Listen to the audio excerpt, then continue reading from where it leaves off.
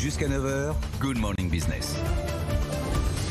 Et face à l'envolée de l'énergie, 300 entreprises en France au moins seraient en grande difficulté. L'une d'entre elles est avec nous, c'est Duralex. José Luis Yacuna, vous êtes le PDG de Duralex. Votre facture énergétique était de 2 millions d'euros l'année dernière.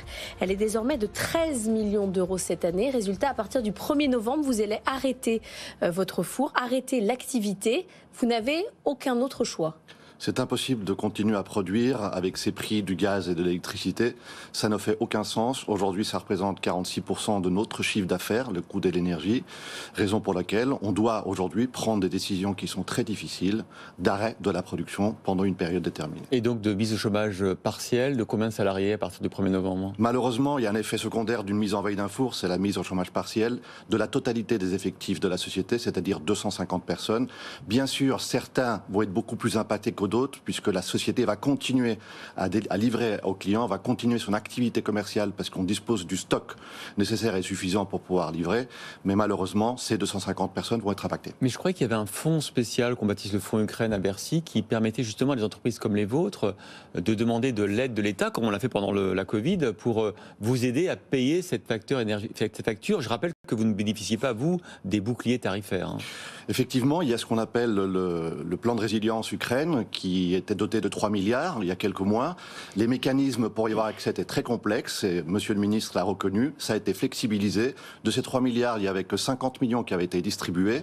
Pour nous, pour notre société, ça va représenter cette année à peu près 1 million d'euros. Autant vous dire qu'avec 1 million d'euros, avec ces coûts d'énergie, c'est largement insuffisant. Là, vous vous dites, on arrête pour combien de temps ? Pour l'hiver ? 4 mois ? On arrête pour 5 mois. Ah, c'est énorme. Qu'est-ce que vous demandez au gouvernement ? D'avoir le bouclier tarifaire, de rentrer dans ce dispositif-là ? Aujourd'hui, les sociétés industrielles ont un certain bouclier tarifaire qui s'appelle l'AREN, l'accès au réseau nucléaire historique, qui nous permet d'acheter une partie de l'électricité à un prix qui est plafonné. Donc c'est une aide. Effectivement, ce plafond pourrait être augmenté de façon à pouvoir acheter plus d'électricité à ce prix-là.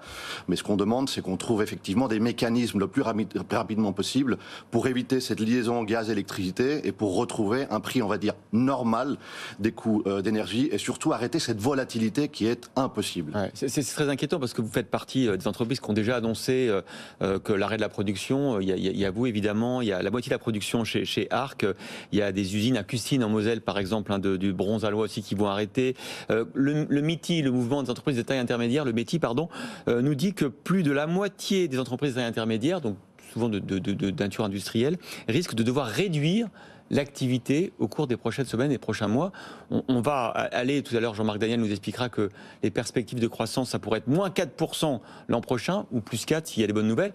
Ça veut dire que là on est en train d'arrêter l'économie française. Effectivement, c'est le risque qu'on a, et puis je pense qu'il faut faire attention parce qu'on peut s'attendre à plus, parce que beaucoup de sociétés aujourd'hui sont protégées par des contrats qui vont arriver à échéance dans les mois, et donc beaucoup de sociétés vont commencer à payer ce que Duralex paye aujourd'hui. Des contrats énergétiques qui étaient négociés pour 1 ou 2 ans, et là on arrive pour beaucoup à la renégociation, et là on vous propose des hausses de 3-4 fois le prix, c'est ça ? Ou 20, c'est possible. 20 fois le prix ? C'est possible. Sur quel domaine ? Sur l'électricité ou le gaz, si vous aviez un contrat d'électricité ou gaz que vous avez acheté il y a 4 ans pour cette année, le prix que vous avez acheté pour cette année n'a rien à voir avec le prix qu'on appelle au spot, auquel les sociétés vont acheter quand les contrats vont arriver à son terme. C'est incroyable. Les chiffres que vous nous donnez sont incroyables. Juste point technique, vous pouvez arrêter les fours et reprendre, les redémarrer, ou il va falloir les laisser tourner un petit peu. Vous ne cassez pas l'outil industriel ? Non, pas du tout. Un four industriel verrier est de cycle continu. Le verre continue à circuler parce que si on arrête complètement, il risque de figer. Donc du coup, oui, on arrête la production, mais on dépense encore de l'énergie pour maintenir le mélange chaud. Ça fait une réduction de l'énergie de 50%. Un mot pour vos 250 salariés. Vous leur garantissez quel salaire ? Est-ce que vous êtes dans le dispositif légal, ou est-ce que 75%, 80%, ou est-ce que vous allez un peu au-delà ? Nous avons abondé, nous sommes en train de signer un accord pour lequel tous les salariés du Duralex auront 95% de leur net pendant les 5 mois d'activité partielle.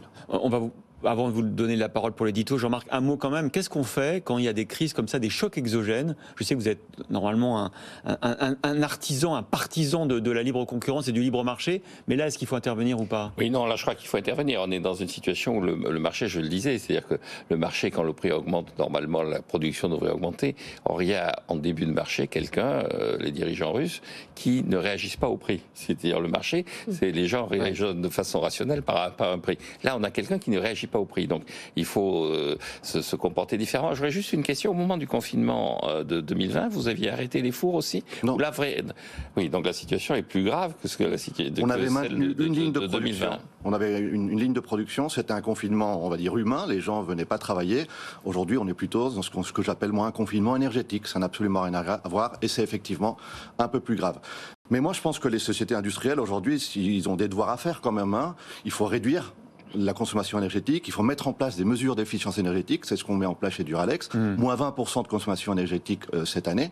Donc il faut que toute la société soit responsable et mettre en place rapidement ces mécanismes, parce que sinon ça va être impossible de produire dans le futur. José Luis Yacouda, PDG de Duralex, merci beaucoup d'avoir été sur ce plateau. Bon courage pour les semaines qui viennent, qui vont être compliquées pour vous et pour tous vos salariés.